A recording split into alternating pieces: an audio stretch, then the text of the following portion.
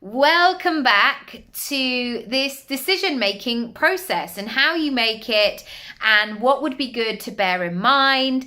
And I know sometimes I've been in such overwhelm of things, and that's completely normal because lots of these investments are big. They're chunky money, and they're not just money to go, well, if it doesn't work out, it will be absolutely fine.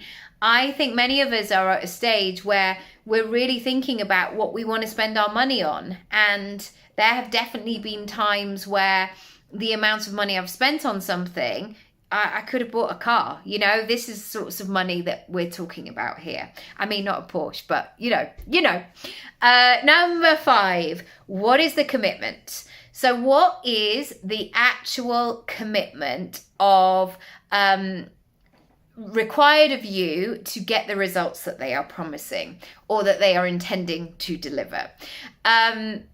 This is a tricky one for me because sometimes my week is varied, and certainly in the last 10 years, all my working life really, I haven't just sat in the same office chair for all that time and known exactly what I've been doing.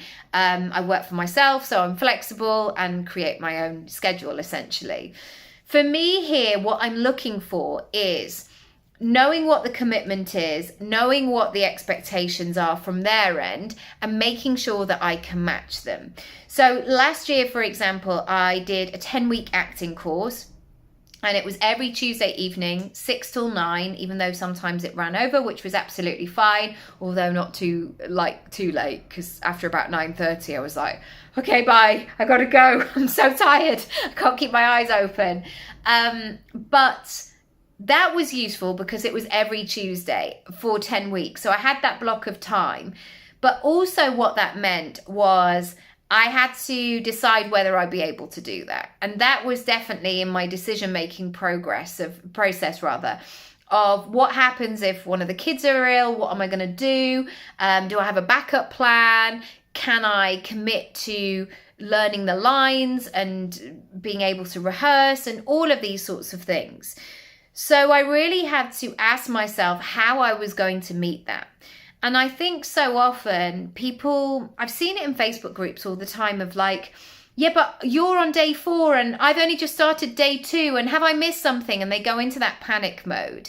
And actually what they needed to do in the beginning is think, well, I might not be able to do all of those things. So what am I going to do? How am I going to keep in that lovely energy of learning and patience and knowing I've got time to do this? So thinking about how you're going to commit to this. Number 6, what are your concerns? What are your niggles? Because there have been times when I've wanted to make a decision because I knew it was right, but there was something holding me back. And there was something stopping the flow. And this is a difficult thing sometimes because the practitioner wants you to do it. They want to make the sale. They want to welcome you in. They want to do the work. And yet, if you are not 100% sure, and this is not like, and this is a hard thing to say because I don't think any of us are 100% sure on anything of like, yes, this is going to be amazing and this is going to be the best thing ever, because we can't predict life and business in that way. But there are moments where we go, yeah, I feel safe enough to make this decision.